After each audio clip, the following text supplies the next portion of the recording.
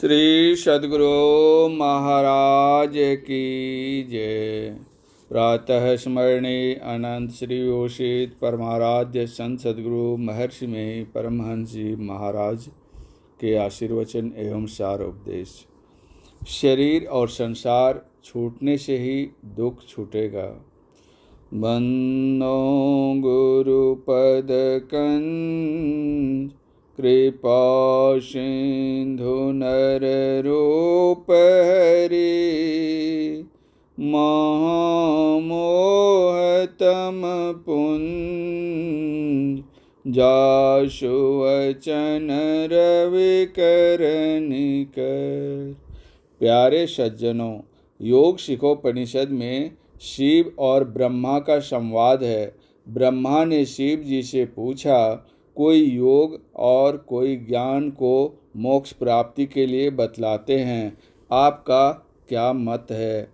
इस पर शिव जी ने उत्तर दिया, ज्ञानहीन योग और योगहीन ज्ञान मोक्ष कर्म में समर्थ नहीं होता। इसलिए मुमुक्षु को ज्ञान और योग दोनों का दृढ़ता के साथ अभ्यास करना चाहिए।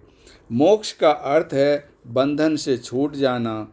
हम सब लोग बंधन में बंधे हुए हैं, शरीर में कैद हैं और जड़ चेतन की गिरह में बंधे हुए हैं। इसलिए सब लोग दुख उठाते हैं। यह दुख क्यों होता है? शरीर रहने पर ही दुख होते रहते हैं। काम क्रोध उत्पन्न होते रहते हैं। इसका कारण शरीर है। शरीर और संसार से छूटने से ही दुख छूटेगा।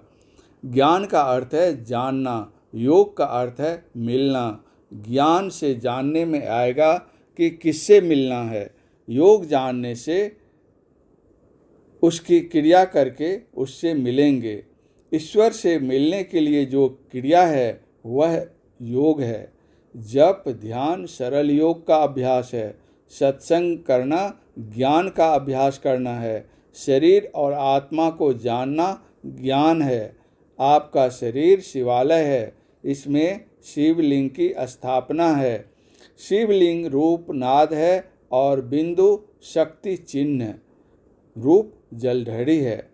जो साधन करे उसको ये अपने अंदर में प्रत्यक्ष होंगे। जो अच्छी तरह कोशिश करेंगे वे अवश्य देखेंगे। ये कोई ऊंचे दर्जे की चीज़ नहीं है, नीचे की ही है। किंतु मन को पवित्र रखना जरूरी है। जिसका मन पवित्र नहीं है वह उसे देख नहीं सकता। नाद का अर्थ है शब्द और बिंदु का अर्थ है छोटे से छोटा चिन्ह, जिसमें परिणाम नहीं केवल स्थान है, वह बिंदु है। बाहर में ऐसा चिन्ह नहीं हो सकता जो आँखों से देखा जा सके। कोई आकार या दृश्य बिंदु के बिना बन नहीं सकता। शिव का अर्थ कल्याणकारी है।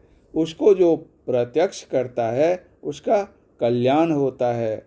बिंदु में जो अपने मन को समेट सकता है, दृष्टि को समेट कर देखता है, तो उसमें शक्ति आ जाती है। फैलाव में शक्ति घटती है, सिमटाव में शक्ति बढ़ती है। जिसकी दृष्टि सिमट गई है उसकी शक्ति बढ़ जाती है। नाद रूप शिव की उसे प्रत्यक्षता हो जाती है। रूप या दृश्य बनना बिना बिंदु से नहीं होता। इसलिए सब दृश्य का बीज बिंदु है। किसी आकार और दृश्य का रंग एक बिंदु से होता है। दृश्य जगत का बीज बिंदु है और अदृश्य जगत का बीज बिंदु है। जिसकी वृत्ति शब्द रूप शिव को पकड़ लेती है वह सारी सृष्टि को अंत कर जाता है। उसे मोक्ष के साथ परमात्म स्वरूप की प्राप्ति हो जाती है। श्री सद्गुरु महाराज की जय। आशीर्वचन सत्संग सुधा तृतीय भाग में दिया गया था। शीर्षक शिव दर्शन से।